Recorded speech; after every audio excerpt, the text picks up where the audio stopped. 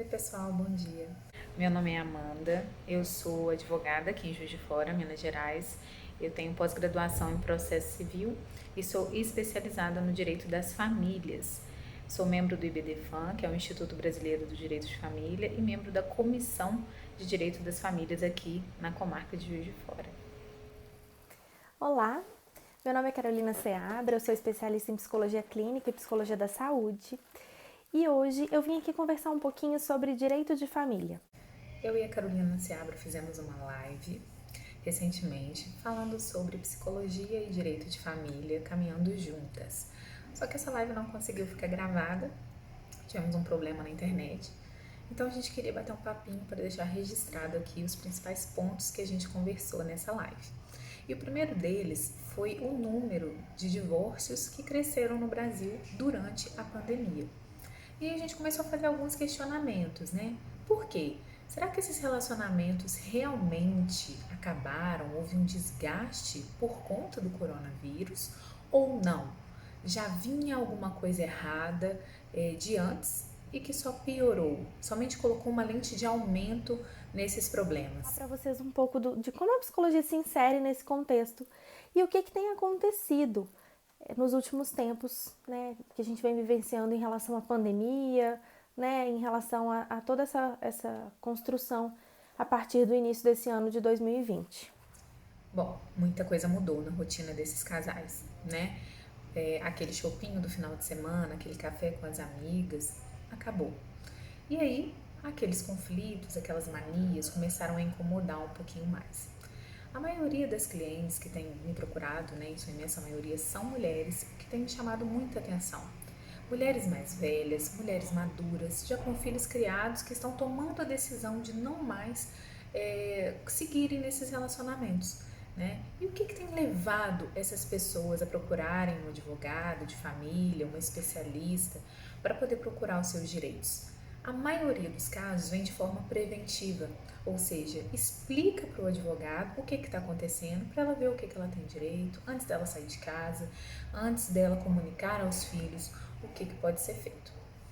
Então, pensando na psicologia, nesse contexto que a gente vem vivenciando nesses últimos tempos, eu posso dizer para vocês que as pessoas têm tido alterações na dinâmica, né, do seu próprio funcionamento, na alteração da dinâmica das famílias, né, que quem não está trabalhando fora de casa, que não é profissional de saúde ou de serviços essenciais, está fazendo o trabalho em casa, né, o famoso home office. E aí a gente tem que se haver com essa convivência em casa. E isso faz com que se potencializem conflitos já pré-existentes, se potencializem características, né, que a gente está vivendo uma situação estressante, né, e não só as pessoas que estão fazendo home office, mas quem está trabalhando fora também está vivendo um estresse muito grande. Então as pessoas tendem a ficar com a sua saúde mental abalada de alguma forma. Então, de que forma que a gente pode identificar e pensar essa saúde mental nesse contexto? Adotando pequenas ações, né, mas podendo perceber as próprias emoções, né, e fazer uma autorregulação e um autogerenciamento importante nesse momento. E às vezes a gente não consegue fazer isso sozinho, porque a gente não é educado, né, a nossa cultura não preconiza isso, né? A nossa cultura, a nossa sociedade, pelo menos a minha geração e as anteriores, eu acredito que a gente ainda não se falava muito no potencial das emoções, na inteligência emocional. Então agora a gente vem trabalhando nisso, né, nas futuras gerações, mas mesmo assim ainda é uma construção.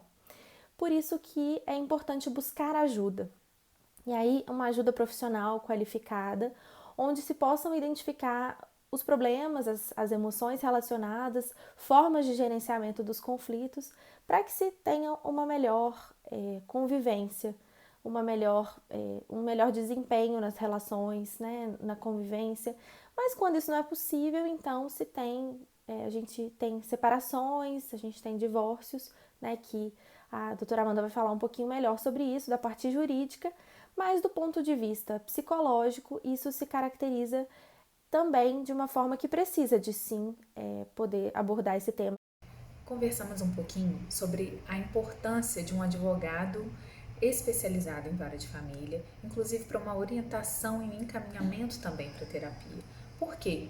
Porque a gente acompanha essas pessoas no momento mais difícil da vida delas, né? É um luto.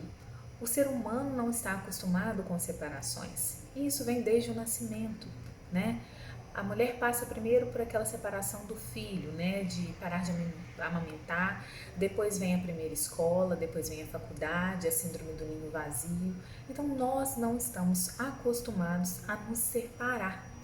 Então eu acompanho essas pessoas nos momentos mais difíceis da vida dela e elas esperam de mim uma solução digna para cada caso. Muitas vezes a gente consegue chegar num acordo, não precisa de ir para a briga, para o litígio. Basta que essas pessoas ainda estejam dispostas a conversar, que ainda haja um respeito. Ressalto, mais uma vez, a importância de caminharmos juntas, né? Eu acompanhando essa mulher ou este homem nesse processo de luto, né? Da perda dessa pessoa na vida diária, nesse exercício mental de acostumar não só o cérebro, como toda a família, os filhos, a conviverem sem essa outra pessoa dentro de casa ou até mesmo mudar de casa, e também a ajuda de um terapeuta que vai acompanhar essa pessoa, essa mulher, né? Nós falamos um pouquinho também sobre os tipos de violência, né, que estão acontecendo e aumentaram, infelizmente, durante a pandemia, durante esse confinamento, o aumento do uso das bebidas alcoólicas, que também facilitaram, também foi um índice facilitador dessas violências. E demos uma breve pincelada sobre a Lei Maria da Penha, violência psicológica, física, sexual, para a gente poder explicar um pouquinho esse aumento dessa violência. E aí, quando buscar ajuda, né? No caso de conflitos que a gente não consegue mais resolver ou de dificuldades realmente de gerenciamento pessoal, né? Importante observar as próprias emoções, como eu disse, né? O funcionamento pessoal, né? O que está alterado, tem alguma modificação no sono, no humor, na atenção, né? Às vezes a gente acha que vai produzir melhor estando em casa ou produzir melhor num contexto diferente daquele que a gente vivia até então, só que é mais difícil, porque são novas, são mudanças, né? São novas possibilidades, são novas questões, novos problemas, e toda mudança exige uma adaptação. E às vezes essa adaptação precisa de um ajuste, de uma reflexão, de modificações pessoais, modificações no relacionamento. E aí, quando a gente fala de separação, a gente fala do divórcio, é importante a gente pensar que existe a terapia de casal, né? A psicoterapia de casal, ela não vem só de forma conciliatória, né? As pessoas têm, às vezes, esse estigma, né? Esse pensamento de que a terapia de casal é só para quando vai se entender. Sim, o ideal é que se possa conversar, né? Mas a terapia de casal, ela vai auxiliar num processo onde as pessoas consigam conversar, se ouvir de forma efetiva, sem, né, saindo um pouco dessa questão dos conflitos, num momento que é tão difícil sair dessa questão dos conflitos. Então, a psicoterapia de casal, ela vem auxiliar nesse sentido. E aí, quando buscar a terapia de casal?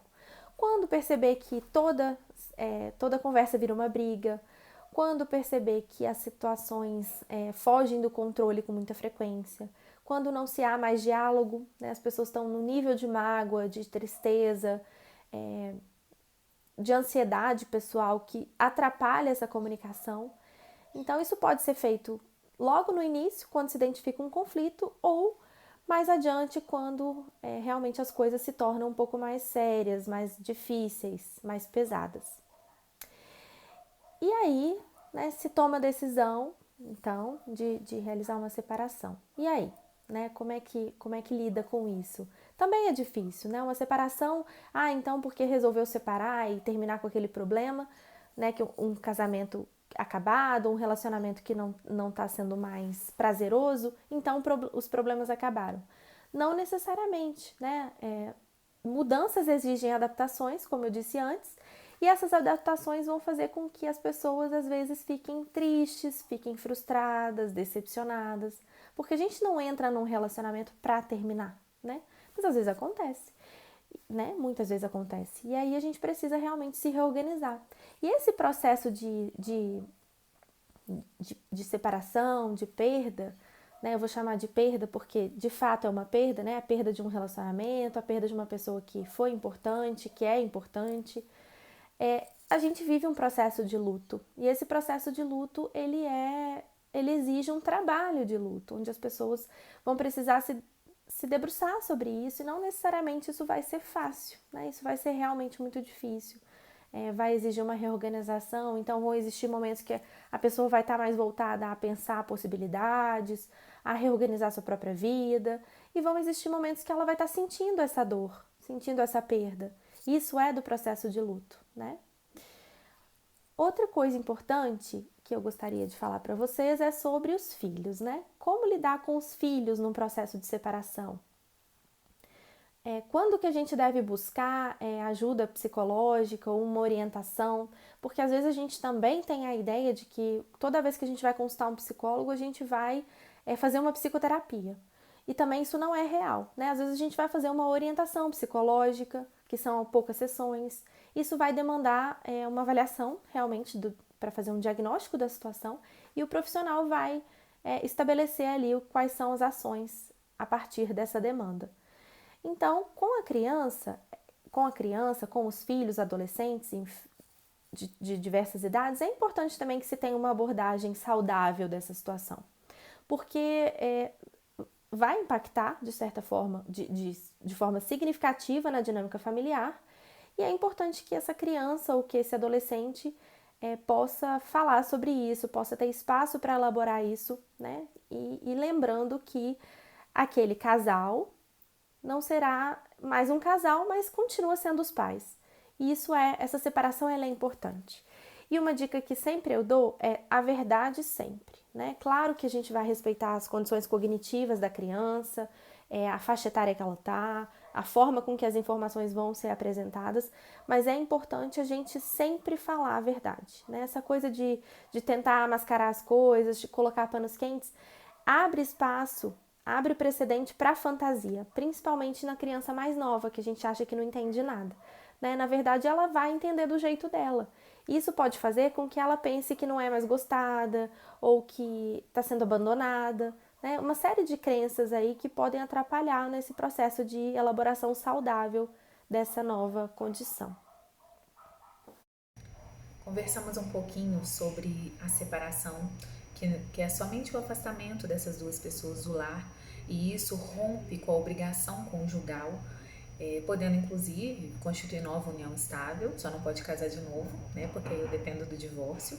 Então eu expliquei, fizemos essas explicações todas, falamos um pouquinho dos filhos, né, da gente poder saber diferenciar marido e mulher dos filhos, não falar mal do outro cônjuge para o pai, falamos um pouquinho de alienação parental. Então a gente conseguiu bater um papo bem gostoso sobre a ligação, né, entre essas duas áreas, que é a psicologia e o direito de família. Por fim, nós falamos muito sobre coragem, de encorajar as pessoas a buscarem a felicidade, seja um com o outro, se ainda há algo para resgatar, se ainda há respeito, admiração, ou seguir a vida sozinha, se permitir recomeçar, reconstruir. E isso é possível, basta que haja coragem. Com bons profissionais ao lado, a gente consegue seguir em frente. Um grande abraço e eu espero que haja um novo encontro aí para a gente poder bater mais papo. Então, para finalizar, importante que a gente olhe para os relacionamentos, né, com carinho, que a gente possa realmente ter a oportunidade de falar sobre isso. Quando não se tem mais oportunidade de falar sobre isso, que a gente possa resolver isso, né, e assuma realmente, tenha coragem, né, de assumir as suas próprias vontades ou aquilo que acha correto, aquilo que está sendo mais apropriado, sempre contando com esse suporte psicológico, né, com essa triagem, com essa avaliação, para que se tenha um amparo além do jurídico, né, um amparo emocional. Então, estou à disposição, podemos conversar aqui no link embaixo, né? A gente segue aí, o e-mail também está disponível, a gente segue à disposição e que esse seja o primeiro vídeo de muitos desse assunto. Deixem ideias, sugestões e até a próxima!